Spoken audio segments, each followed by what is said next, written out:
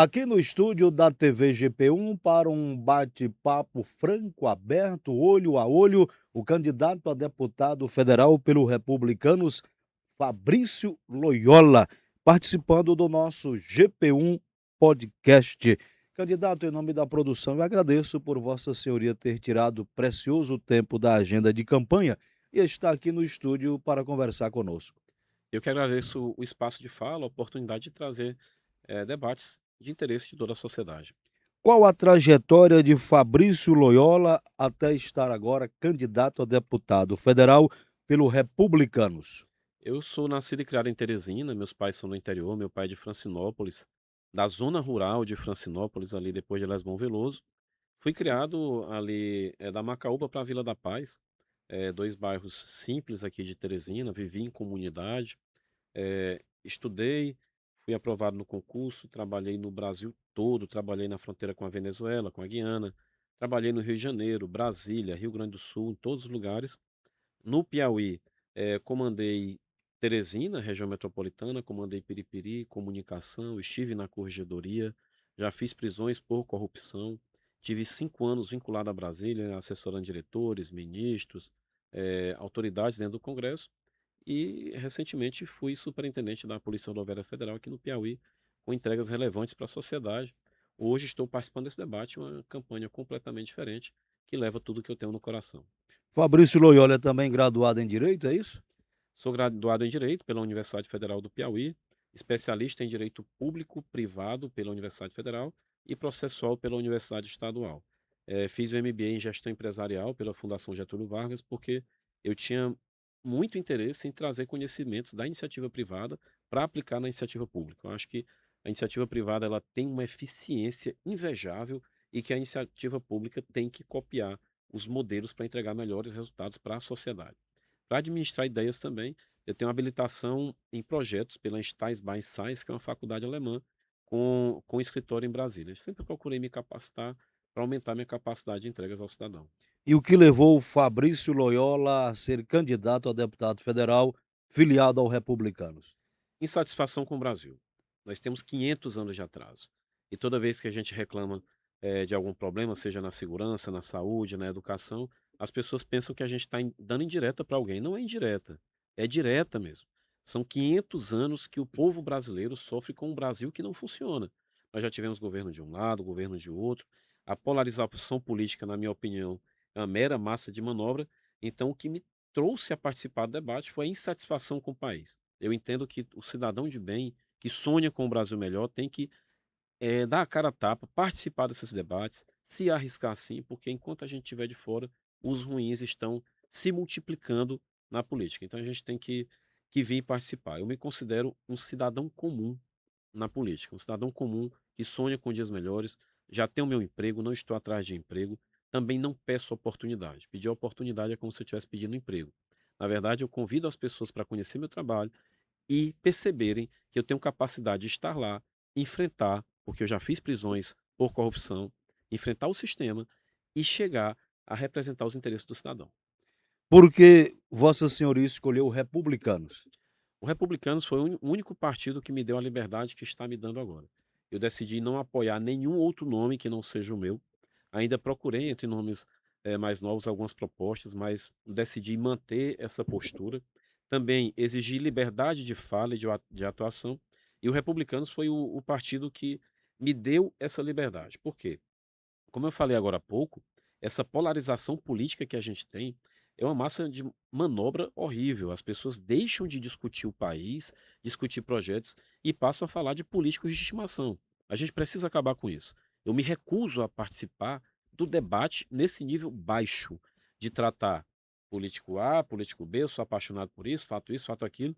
Eu acho que é momento da gente discutir o país, discutir os problemas e construir propostas concretas capazes de atender às necessidades do cidadão. Em sendo eleito deputado federal pelo Republicanos, o que Fabrício Loyola pretende fazer na Câmara dos Deputados? A gente tem apresentado vários projetos, tanto para a juventude, como segurança pública, famílias atípicas. A ideia é trazer projetos concretos para a sociedade. Eu não gosto daquela ideia, vou melhorar a segurança pública, vou colocar mais polícia na rua, vou construir mais hospitais.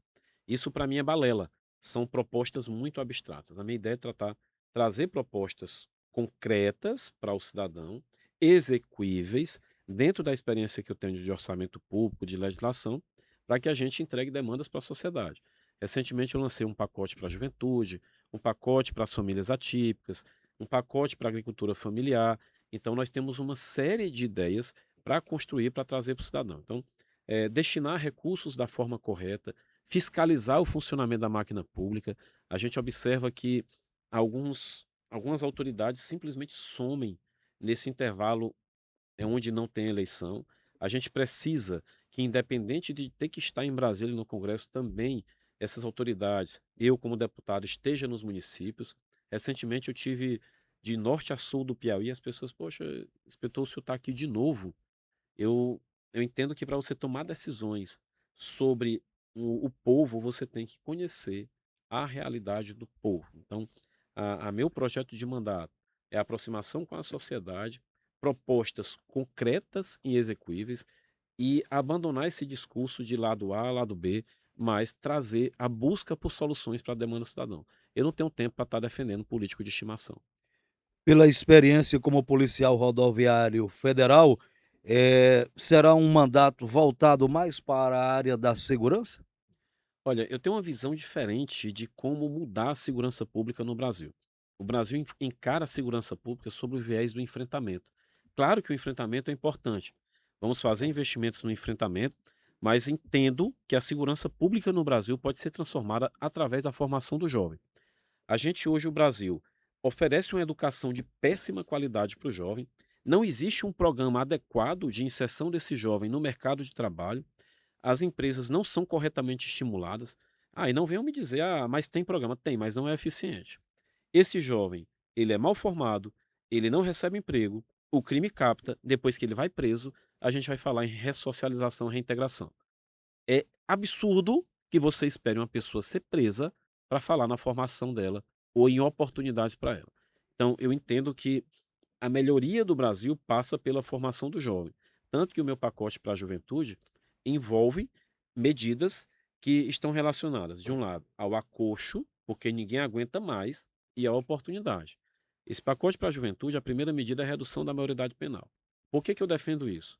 É, Para quantos anos? 16 anos. 16? Para todos os crimes ou Para todos os todos crimes. os crimes? Por quê? Desde o roubo de um celular a um latrocínio? Todos os crimes. Todos os crimes. Porque ninguém aguenta mais.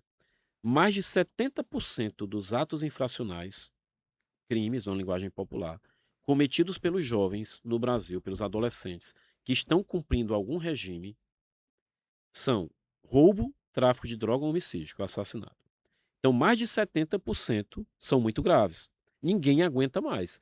E a gente vê que esses adolescentes, já com o nível de consciência adequado, aproveitam-se da proteção da idade para cometer crime. Não é que eu seja completamente a favor da redução da maioridade penal. É porque o Brasil errou e agora precisa sangrar. E nós precisamos sangrar juntos, pensando em um futuro melhor. Mas essa medida não pode vir sozinha. Encarceramento por si só não resolve o problema do país. A gente precisa dar oportunidade. O programa Jovem Aprendiz, ele precisa ser modernizado. Ele precisa ser modernizado. Hoje, um jovem, para ele ir como jovem aprendiz, existe uma burocracia e um custo muito elevado para a empresa. O empresário já vive com a corda no pescoço no Brasil, as pessoas pensando que todo empresário é milionário. Não é, a gente sabe a realidade dentro. O empresário ele precisa também ser protegido para que ele continue gerando emprego e renda. Então a gente moderniza, eu defendo uma bolsa para o jovem aprendiz de meio salário mínimo e o desligamento mais fácil do jovem, por quê? O jovem de 16 a 18 anos, ele precisa muito mais de oportunidade do que de estabilidade. Estabilidade você vai precisar a partir dos 18 anos, quando você já tem sua responsabilidade, e também você vai precisar pai de família, a pessoa que já está no emprego estável ali. O jovem que vai adquirir experiência, ele precisa mesmo é de oportunidade. E para um empresário que já está com a corda no pescoço, em um país que não estimula o empreendedorismo, o investimento na iniciativa privada, ele não pode absorver isso sozinho. É cruel que o Brasil jogue para um empresário, para a iniciativa privada, toda essa responsabilidade. Então, o que, que a gente faz? A gente moderniza e simplifica o jovem aprendiz para que existam mais vagas, o empresário possa fazer vários testes e esses jovens tenham oportunidade.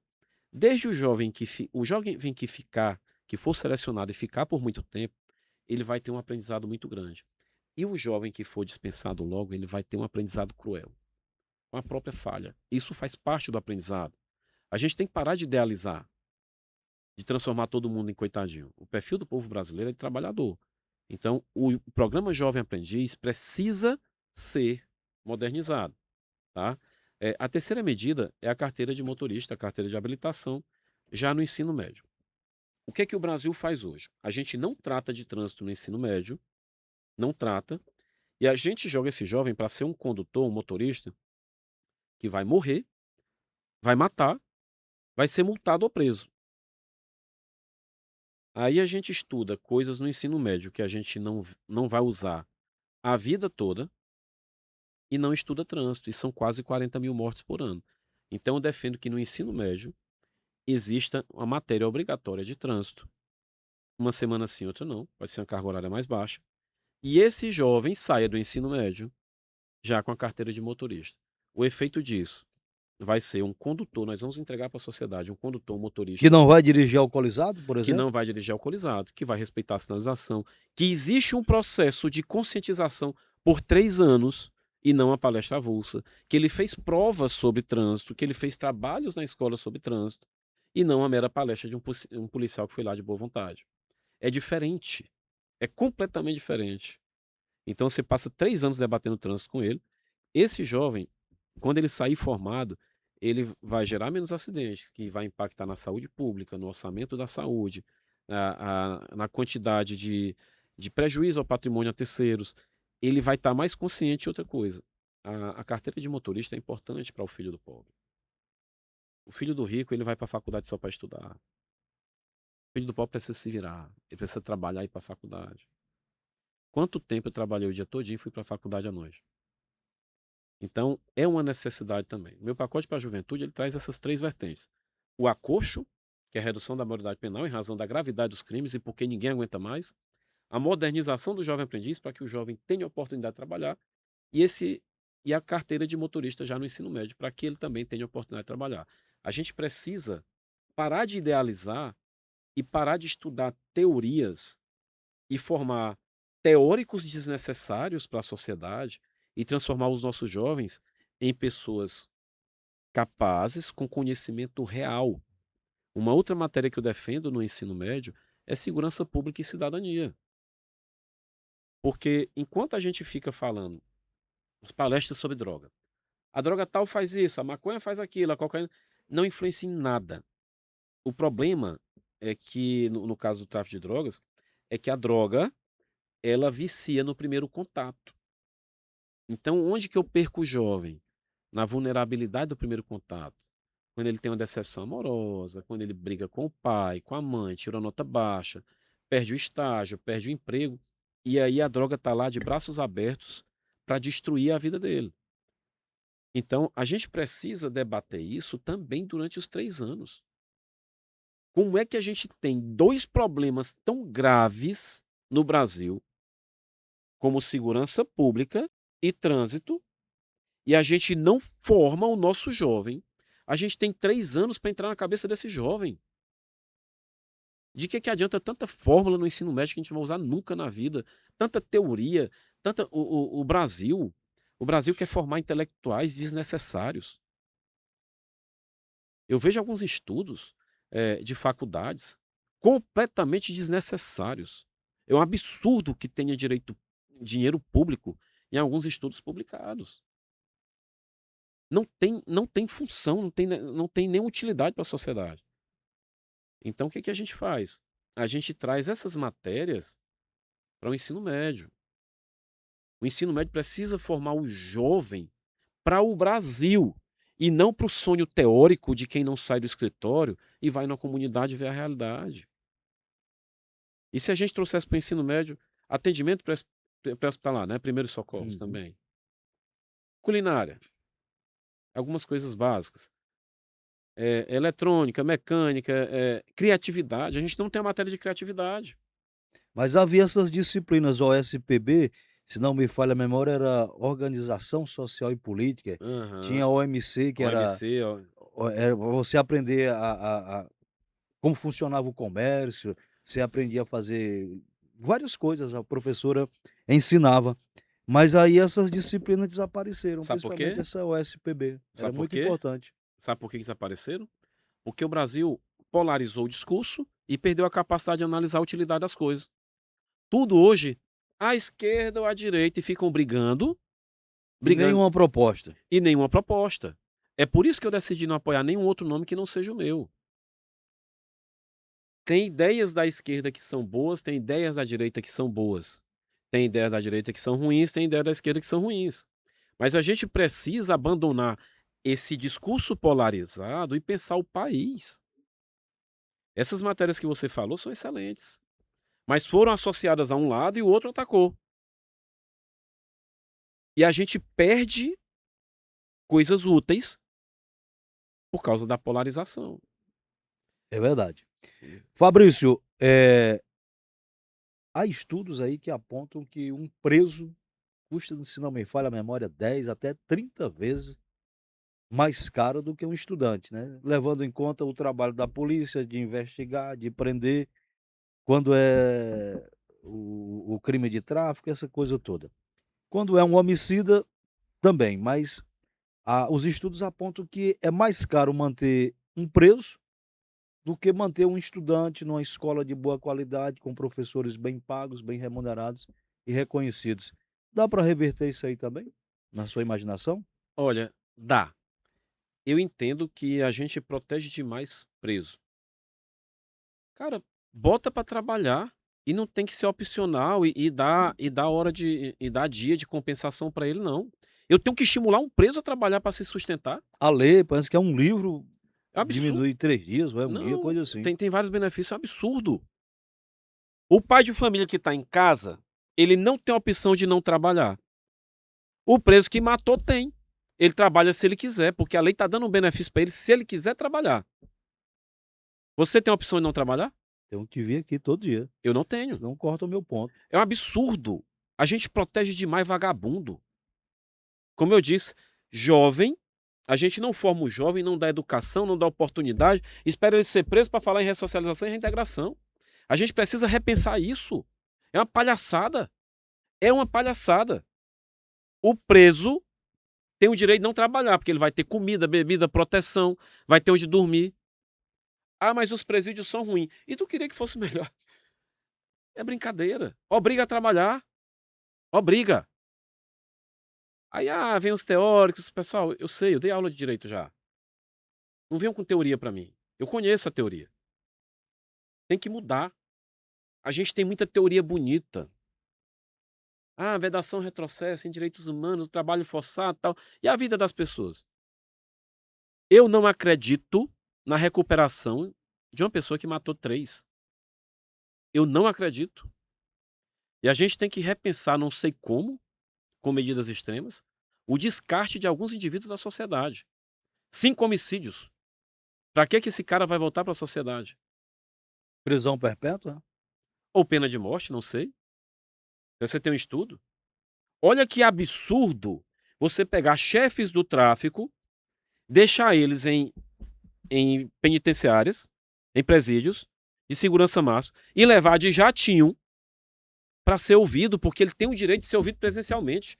Negativo, vai ser virtual.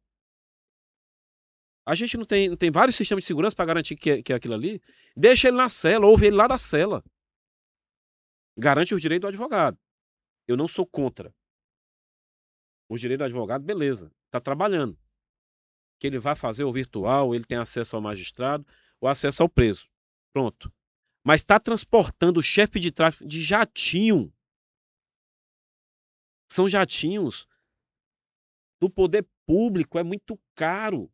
Esses caras vão escoltados. Eles descem, parece uma grande autoridade. Várias viaturas. A gente tem que escoltar esses indivíduos desnecessários para a sociedade. Desnecessário. Para que manter esses caras vivos na sociedade? Não faz o menor sentido. Não faz o menor sentido. Qual o custo desse chefe de tráfego que tem 3, 4, 5 audiências por ano, levados de jatinho, 8 viaturas para escoltar, policiais convocados? É um absurdo. O Brasil investe muitos valores por causa de teoria criada por quem não conhece a realidade. Quem não conhece. Fabrício, saindo da esfera da juventude, em que outros setores você tem projetos, tem ideias para, colocar em prática na Câmara dos Deputados? Olha, o Piauí compra alimentos do Ceará e da Bahia. Eu acho isso um absurdo. Enquanto os nossos agricultores não recebem o subsídio necessário para a sua produção. Seja desde a produção, armazenamento, irrigação, tratamento do solo, transformação do solo. E o que que eu defendo? E por que que eles não fazem isso? Né? Que não há essa produção da agricultura familiar? Muitas vezes eles não recebem essa estrutura, a alimentação, o alimento estraga, a produção estraga. Eles não têm para quem vender, mas a gente tem licitações caras nas prefeituras. Eu defendo que a prefeitura, toda prefeitura, seja obrigada a comprar, pelo menos a metade da compra de alimentos da prefeitura seja da produção local. Eu vou reduzir despesa com frete, eu vou reduzir a poluição, eu vou estimular a agricultura local. Se você for ver o sertanejo, ele, aquele sertanejo mesmo raiz, ele tem vergonha de receber ajuda. Eu digo que meu pai e meu avô foram lavradores. Pode ver, é o vermelhão do sol aqui, o vermelhão do sol aqui, os cabas bruto, com muitos valores, eles têm vergonha. Mas o que que o Brasil faz? O Brasil amassa esse pessoal e obriga eles a depender de cesta básica para vender o voto. Então a gente precisa mudar essa estrutura. A minha ideia é mudar a lei de licitação, muito simples, que tenha prioridade nas licitações dos municípios, a produção local e que a compra seja feita por lotes menores para permitir a participação dessas pessoas. Pessoas atípicas são outro problema que Vossa Senhoria pretende trabalhar, ajudar a resolver? Eu acho um absurdo a forma como o Brasil trata as famílias atípicas. Ah, uma mãe atípica, um pai atípico, ao chegar a um local para ser atendido, como deve, tem que estar explicando o comportamento daquela criança. Tem que estar com colar, que às vezes a criança, o pai ou a mãe tem vergonha de andar com colar, ou não quer por discrição. Tem que ficar explicando. Vai ser atendido por uma pessoa que não tem formação na área e ainda vai dizer assim: ah, mas nem parece. Aí espera a criança desregular, alterar o comportamento para tomar uma providência. Isso é muito constrangedor. Essas famílias precisam ser cuidadas. Então eu defendo a Carteira Nacional da Família Atípica, a criação da Carteira Nacional da Família Atípica, para que basta a simples apresentação daquela carteira para que a pessoa, aquele membro da família seja atendido com prioridade, tenha acesso a exames. E o cadastro dessa carteira também integrado aos sistemas governamentais para acesso a consultas, a terapias. Tá? A gente precisa olhar para as famílias atípicas. E por que que eu digo isso? Eu tive uma experiência no aeroporto em Foz do Iguaçu que eu tive que acolher uma família atípica. A, a mãe não recebeu o atendimento adequado, a atendente no balcão não tinha formação. Eu me identifiquei como policial e disse: olha, você está incorrendo em uma ilegalidade. A moça pediu desculpas, só que ia chamando um supervisor até o outro e a mãe explicava o tempo todo o comportamento da filha. Eu vi os olhos daquela mãe ficarem pretos de olheira, do tanto que ela tinha que explicar o comportamento do filho. É muito constrangedor, é uma dor muito grande. Agora você imagina uma mãe atípica que precisa ir resolver alguma coisa. Ela tem com quem deixar a criança. Ela deixa a criança, quando ela vai no atendimento, ou na consulta dela, ou algum processo, alguma coisa, ela continua tendo o direito de ser atendida logo, porque ela tem uma criança atípica querendo que ela volte para casa. Ela tem que levar a criança como amuleto? Não. A gente tem que proteger essa mãe. Então, ela chega sem a criança, apresenta a carteira e ela tem os direitos dela. Então, a minha ideia é a criação da Carteira Nacional da Família Atípica, para garantir direitos ao pai, à mãe, à criança, a qualquer cuidador daquela criança, para atendimento mais célere, para garantia de consulta, terapias, integração de sistemas, para que tenha um mínimo de dignidade. Há outro projeto, outra proposta, Fabrício, que você tem em mente como prioridade para a Câmara dos Deputados? Eh, eu estou desenvolvendo um pacote anticorrupção. Anticorrupção? Anticorrupção. A gente precisa dar rastreabilidade maior ao dinheiro público.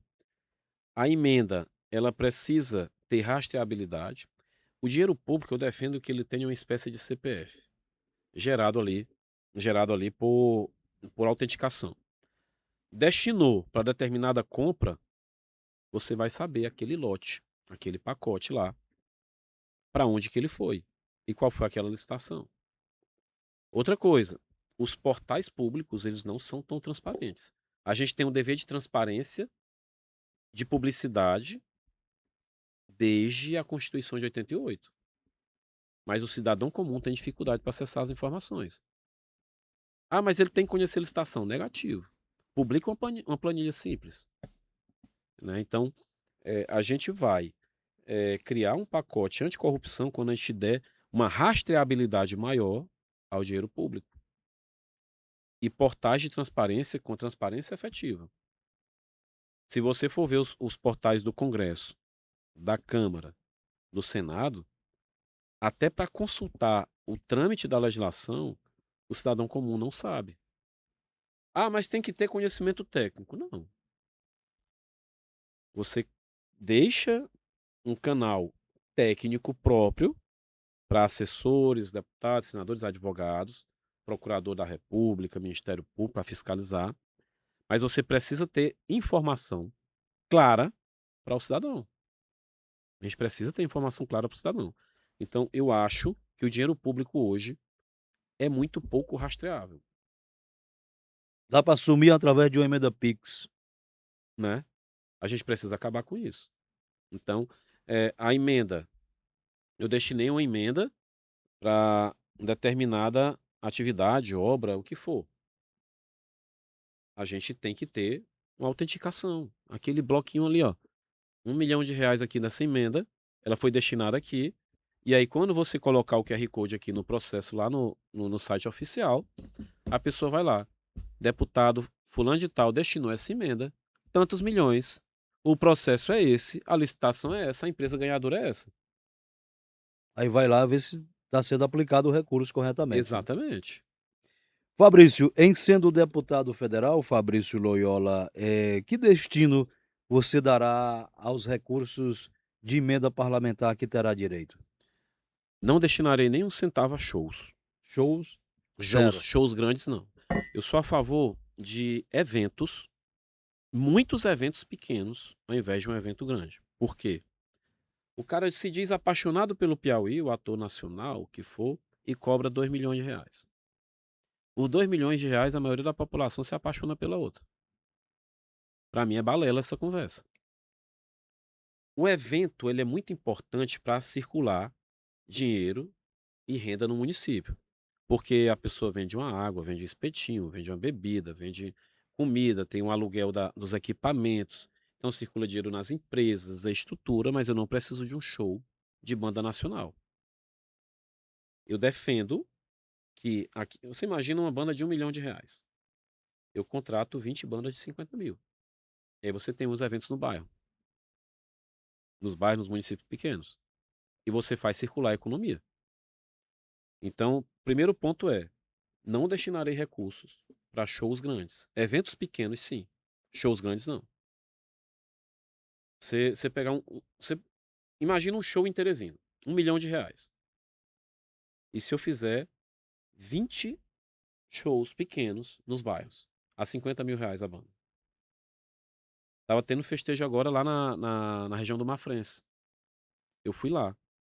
Várias barraquinhas, espetinho, arrumadinho, criança brincando, picolé, isso é maravilhoso. Quem quer trabalhar tem oportunidade. Mas no show grande, tem as pechadas para botar o box, tá? Agora, onde eu vou destinar? Obra pública adequada, estruturação da segurança pública, Eu defendo o investimento em tecnologia na segurança pública. O Piauí tem mais de 60 pistas de pouso privadas, Mais de 60. mais de 60 sem nenhum monitoramento. Precisa ser monitorada. Pode pousar, levanta voo, infraero não sabe, ninguém Não, sabe. tem o registro dos órgãos oficiais, mas não tem uma câmera, não tem uma fiscalização, não tem nada. Tem um registro, não tem como, Entendi. né? Não se sabe o que vai dentro da aeronave. Não se sabe. Tem uma teoria lá que é muito precário, tá? Defendo investimentos na juventude, na educação, tá? E na saúde pública. Na saúde, a gente precisa valorizar a saúde dos bairros. O Brasil hoje não tenta, mas não consegue valorizar a saúde nos bairros e faz com que as pessoas lotem os hospitais regionais. Aí o hospital regional, que era para estar atendendo urgência, emergência, alguma coisa, ele passa a atender uma pessoa com febre. E ali você cria um verdadeiro polo de infecções. Quem vai entender o que eu estou falando é o pai de família, a mãe de família. Quando o neném adoece, você tem medo de levar no hospital e voltar com outra doença. Só que isso todos nós estamos sujeitos. Então, eu defendo também a destinação de recursos para a saúde nos bairros, evitar que as pessoas cheguem até o hospital. Então, tecnologia na segurança pública. A gente precisa também repensar a remuneração dos policiais, porque o policial mal remunerado, o soldado da Polícia Militar, principalmente está na base, que é a maior quantidade que a gente tem, ele está muito vulnerável ao crime. Não é que ele vai ser corrupto porque ganha pouco, não. É porque ele tem que morar em uma região de crime, ele tem que sustentar a família, ele vive estressado, com medo. O policial no Brasil, eh, ele vive muito pressionado. Na situação de combate, nós temos pouco mais de um segundo para ver a situação, avaliar, pegar a arma no coldre, tirar e efetuar o disparo e não morrer. E a gente vai julgado em um processo que dura 10 anos, cheio de teoria linda. É muito cruel. É muito cruel com o policial que está na ponta. Até você ver um criminoso tirando algo da cintura, apontando para você em situação de estresse, para você avaliar todo o contexto e tirar, é pouco mais de um segundo que você tem. O teu processo vai durar 10 anos, 20 anos, cheio de teoria linda de proteção, disso, disso, daquilo, e o policial amassado. Então, tem uma série de medidas que a gente precisa adotar no Brasil. Eu não gosto do discurso da segurança pública apenas pelo enfrentamento. O enfrentamento é enxugar gelo. A gente precisa formar o jovem, como eu falei aqui ao longo da entrevista, para o trânsito e para a segurança pública, matérias como você falou. A gente precisa ensinar o jovem a ser um cidadão de bem. A gente não ensina. É fórmula disso, fórmula daquilo, fórmula, fórmula, fórmula. Teoria, aí ele sai com a cabeça linda, com pouca utilidade social. Fabrício Loyola, voltando à eleição. Para o presidente da República, você tem um candidato, já escolheu em quem votar, em quem você indicaria? Não, vote neste. Você tem um nome? Eu não vou defender nenhum outro nome de nenhum outro cargo, porque foi essa a minha exigência que eu fiz para o partido para aceitar minha candidatura. Uma senhorinha me perguntou: o senhor está de que lado? Eu disse: eu estou do seu. E ela começou a sorrir. Eu estou muito insatisfeito com o Brasil. Foi o motivo de eu ter colocado meu nome à disposição da sociedade. Eu acho que todos nós estamos muito insatisfeitos. E a gente precisa questionar. E querem nos obrigar a nos apaixonar por político de estimação. Eu me recuso a ter político de estimação. Eu quero ter a liberdade de reclamar até de quem está do meu lado. E eu quero que a pessoa que esteja do meu lado tenha a liberdade de reclamar de mim. Tanto que eu tenho falado para as pessoas: conheçam o meu trabalho, se gostar, leve o meu nome, se não gostar, critique e me ajude a melhorar. Qual o problema do brasileiro com crítica? Qual o problema? Pessoa pública quer entrar para a vida pública e receber palminha. Tá errado. Você tem que ser cobrado. Eu acho interessante porque as pessoas falam: "Ah, me dê uma oportunidade", eu não estou atrás de oportunidade, oportunidade é emprego. Eu quero que as pessoas, ao conhecer o meu trabalho e meus projetos, me vejam como alguém capaz de representar os interesses da sociedade. Então o voto de Fabrício Loyola para presidente é secreto, não é revelado. Não, eu só tenho voto para deputado federal. Eu só tenho voto para deputado federal. A explicação é a mesma para governador do A Piauí? mesma para governador, para deputado estadual, para senador. Eu só tenho um voto que é o meu, O para deputado. republicano não fechou, ainda em torno do voto para o Senado aqui no Piauí, não fechou ainda não? Eu respeito muito o partido, porque o partido me respeita muito, me dá atenção, me protege, mas foi um acordo lá no início. Eu não vou defender nenhum outro nome que não seja o meu. Se alguém me convencer de um projeto bom, beleza. Eu confesso que busquei candidatos com propostas e, modéstia à parte, eu não vi. Não encontrou, Fabrício? Não. Como eu estou fazendo, modéstia à parte, eu não vi. Não vi. Respeito, alguns têm seu histórico, tudo, mas eu não vou emprestar meu nome à toa. Meu nome está à disposição do cidadão, não de político de estimação. Então, como se diz no popular, você está de escoteiro. Não tem não tem não tem parceria para a Assembleia Legislativa, solo para deputado federal, não tem parceria com senador, nem com governador e nem com presidente. Quem conhece a política sabe o que significam essas parcerias. Eu me recuso a fazê-las. O único número que vai estar no meu santinho é o 1011. Fabrício Loyola, para finalizarmos, olhe para aquela câmera e sintetize o seu pensamento e diga o seu número. Já tem número, Fabrício? 1011, 1011. 1011 é o número para você questionar o Brasil. Eu estou vendo poucas pessoas enfrentar, questionar como eu estou questionando, apresentar propostas para o cidadão, e eu decidi ser o candidato em quem eu queria votar. Então, por isso que eu tenho apresentado um trabalho técnico, propostas concretas para a gente transformar o Brasil. Revolte-se você também. Questione, não aceite. Pergunte as propostas do seu candidato. Me critique também, me ajude a melhorar. Mas sonhe com o Brasil melhor, porque a gente vai lutar muito firme. Fabrício Loyola 1011. Finalizamos assim este episódio do nosso GP1 Podcast com o candidato a deputado federal pelo Republicanos, Fabrício Loyola. Fabrício, aproveito o ensejo e desejo boa sorte a você nessa empreitada de tentar chegar à Câmara dos Deputados como deputado federal. Muito obrigado. Eu tenho uma relação muito forte com a imprensa, né? Eu entendo que todo mundo da vida pública tem que respeitar o papel da imprensa, porque vocês são uma força da sociedade, né? Levando informação, cobrando. Então, eu estou aqui muito confortável e agradeço o espaço e desejo também sucesso aí na cobertura do trabalho.